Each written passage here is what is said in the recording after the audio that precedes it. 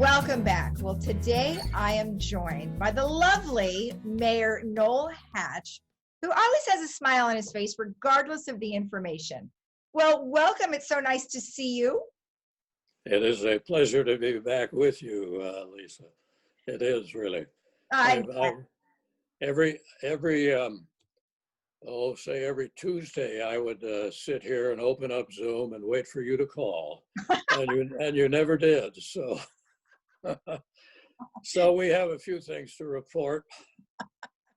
Well, good. Well, you guys have got a lot going on in the city, and we'll just jump right to it. So I'm just going to let you go start us off. All right. Why don't we talk about the fact that we have this is on a low note, we have to replace Joe Rainey as a member of the council. We only have 4 members of the council now. The 3 incumbents that just finished the election, and Carol Moore. And Joe's passing was a blow for all of us, and we knew he was ill, but it came so suddenly, and then his passing was so quickly. And so we will be meeting in early December to interview the 4 candidates who have filed applications to fill Joe's seat. That would be for a 2-year term, because Joe would be up for re-election in 2022, along with Carol Moore. The candidates it'll be a Zoom meeting, and we will interview them, discussing matters that were set out in their applications. We'll talk about their vision for the city, their experience. We know their talents. The 4 candidates are Edward Tao, Judith Troutman, Dr. Francis Williams, and Parkesh Cash Akrakar, who's on the board of Third, I believe. Yes, he is. So though they will bring a variety of experience, a variety of interests and talents. So they will be interviewed on Zoom, and we will make a selection of the candidate that day, whenever that day is. It'll be sometime probably in the first week of December. So that would be item number 1. Chris Macon has asked that I remind the residents of the city, those of us that do not have cars and use public transportation, that we do have a senior mobility program, which is a subsidized program from the Orange County travel and so forth. And they get significant savings. You will have on your screen when this shows the various handouts or slides that you will show that indicate that you can have 30% savings by buying taxi vouchers. You pay $50 you pay $35 for a $50 booklet, or $70 for a $100 booklet. And you can use those to travel anywhere in Orange County. And then you can save on non-emergency medical transportation, upwards to 87% savings on taxi fares for that. You call into the city, they make arrangements for where you want to go and when you want to come back, and then you're covered. And then finally, you can do what I used to do when I was practicing law and come back here to live instead of in Pasadena. So I moved to the village and left Pasadena, office in downtown Los Angeles. I could use my vouchers, go to the Irvine station for $6 instead of $18, and go into LA and come back. So that program is available. There is no enrollment fee this year or next. That's just a $10 enrollment fee, but we encourage people to take advantage of it. It's really a remarkable home program. So that was on our list of things to chat about. Let me I want you to do something. Hmm. After this is over, I want you to get into your car and I want you to drive over to the intersection of El Toro and Moulton. And you're to be in the right-hand lane. And you're to turn right and go east on El Toro toward Laguna Hills. Mm-hmm. So you're going past gates 1 and gate 5. You're to drive all the way down past the Catholic Church to the signal that turns into gates 1 and 5. You will have passed then a section of El Toro, which will be repaved.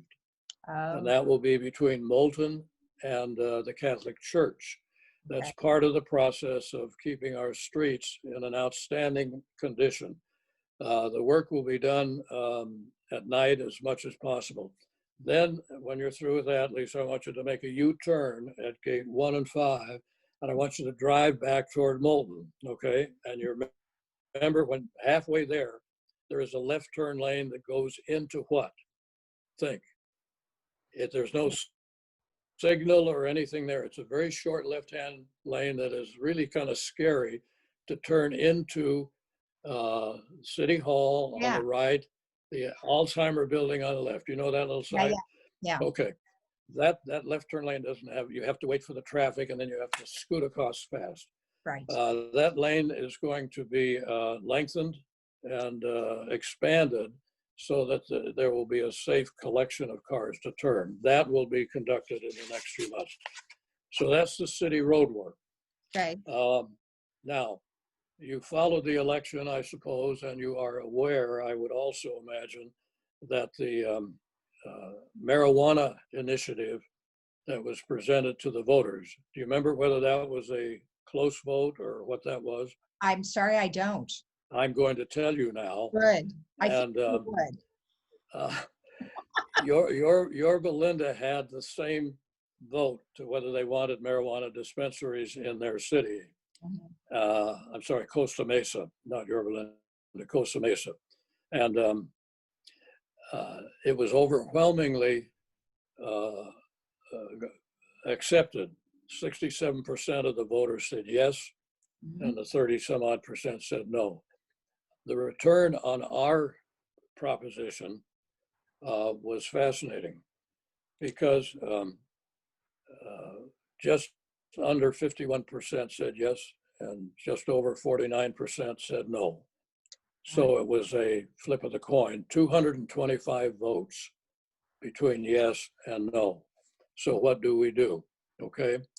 I think we concentrate on hoping that we have the wisdom of Solomon in making the decision for this. You remember Solomon had the two mothers who had the baby, and each one claimed, well, each one claims that. So it's like this. Right. So we will be agendizing the marijuana proposition probably after the first of the year. And then we will go through the process of determining what is in the best interest of the city. The proposition was made very clear by the council. That is, the results are not binding on us, but we wanted to know how the voters felt. Right. And presumably now we know, so I think one of the things we must do is find out all of the parameters, what are the possibilities. Okay. So that was something we want to talk about.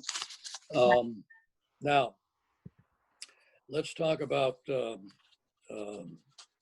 something else. When I was a kid, my mother would take my younger sister and me to downtown Los Angeles. We'd hop on the car and off we'd go. My dad worked down in Los Angeles. And she would take us down on Saturdays to the Los Angeles Public Library, which is a beautiful, massive building in downtown Los Angeles. And we'd spend the morning there reading books, looking at the shelves, sitting on the floor, listening to teachers and the librarians tell us. And great memories of that experience. Then when I started practicing law, and for 35 years, I practiced in downtown Los Angeles, and our office was as close as next door to that library or a block or so away. Mm-hmm. And I would slip away on my lunch hours to the genealogy room because they had this massive collection of genealogical research stuff. Right, okay. And found out about my ancestors. And that went on for years and years. Mhm. And then on April 29th, 1986, a fire started in the library. This is the main library of all Los Angeles. And when that fire was put out, which some firefighters said was the most difficult fire they had ever been in, over 1 million books had been burned and destroyed in that collection. The genealogy library lost every book they had. Ah. And the inside, in many respects, was gutted with all of the paintings on the walls and everything. The library closed for 7 years as a result of that. And it was as if you had lost a child or lost a loved one for that. The librarians were devastated, and they never found why it happened. They had a suspect, but today it remains a mystery as to how that fire started. The suspect was never indicted, and so there it is. We have had in our village a village library. Yes. Which in many respects reminds me of that, because you could go into that library, you could sit and you could play puzzles. The books were right there. And so as I was thinking of this meeting with you, and you stopped me when we're running out of time, so I went on the internet and I printed out about 5 treatises on why libraries are important. Okay. You know, and 13 reasons why libraries are holding us all together. 10 reasons why libraries are still better than the internet. 5 amazing benefits of going to the library. And finally, 10 reasons why libraries and librarians are still extremely important. So we will have in the spring the dedication of a small branch library of the Orange County library system, which opens up the vistas of all libraries anywhere. Nice. I was looking for a book last year about an election in Boston, Massachusetts, written by an assemblyman there when Boston was fighting integrated busing, forced busing. And we had that in Pasadena when I became a member of the school board. And the book wasn't published anymore, but they found it. They found it in the UCLA library somewhere, or some library. So we're having this tiny little building. It looks like a little box. You have the pictures we're going to show. And in that little box will be computers. There'll be some space for library books. There'll be workstations, certainly a librarian. And then there'll be a meeting room, a good sized meeting room that will open into the patio that you'll see in the visuals. And there we can have meetings with, I imagine, even with kids. We can have certainly all types of subjects. We have book shows and all types of wonderful things. So are you talking about redoing the current library, or this is a brand new building. You'll see. Oh, okay. Where is it at? Right next to City Hall. Oh, okay. All right, there'll be City Hall, and there will be an appendage right next to it, and that will be that little building. Okay. That will open into the patio, which will be redone. Nice. It will be, we've let it out for bid now. Okay. So, and it'll be a few $1 million. And through the generosity of the state legislature and through the work of Connie Petrie Norris, our assemblywoman, we got $500,000 from state funds to do that. We'll supplement it with ours. And so it's an exciting thing, and I want you there. Okay, well, you make sure you let us know well in advance. I will. And we'll come out and we'll celebrate with you. Good. Okay, that's that. Now, finally, something happened, and I heard about it last week. The California State Auditor's Office has been in the process of looking at all the cities in California, at least all of them that have audited financial statements. There are 453 cities that were addressed in this study. They wanted to determine and rank all of the cities as to the question of who is at risk of facing financial disaster or financial distress, who of all the cities. So you will have a slide that will show the results of that, and will also indicate the rankings that they came up with.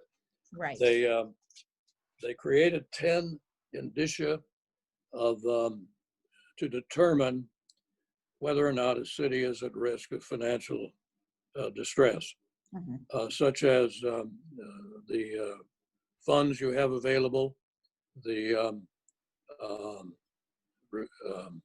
pension liabilities issues,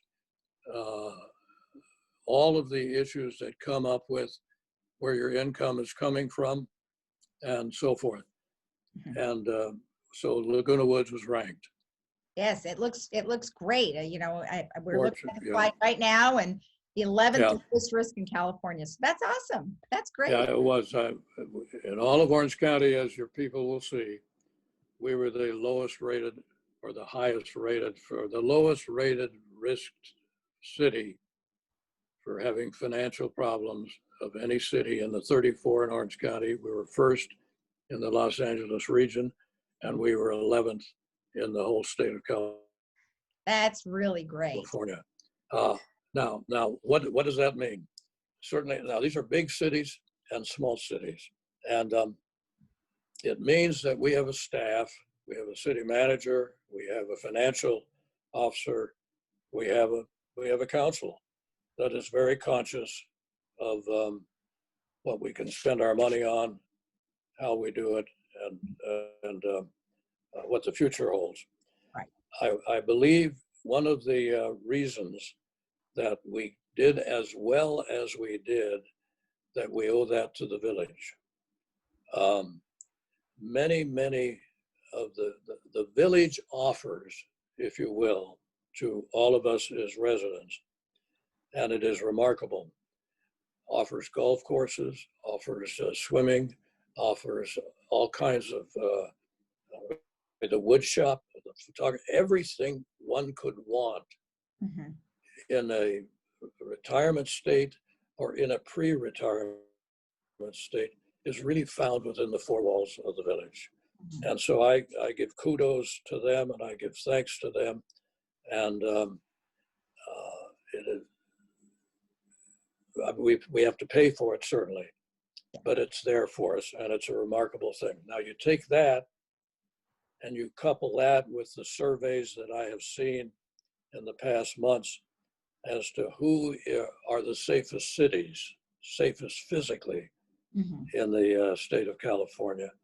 And I have found a number of surveys that place Laguna Woods one first, I've seen third and fourth safest cities in California. Absolutely. So it's an unbeatable combination. It is a great pleasure, I think, to know that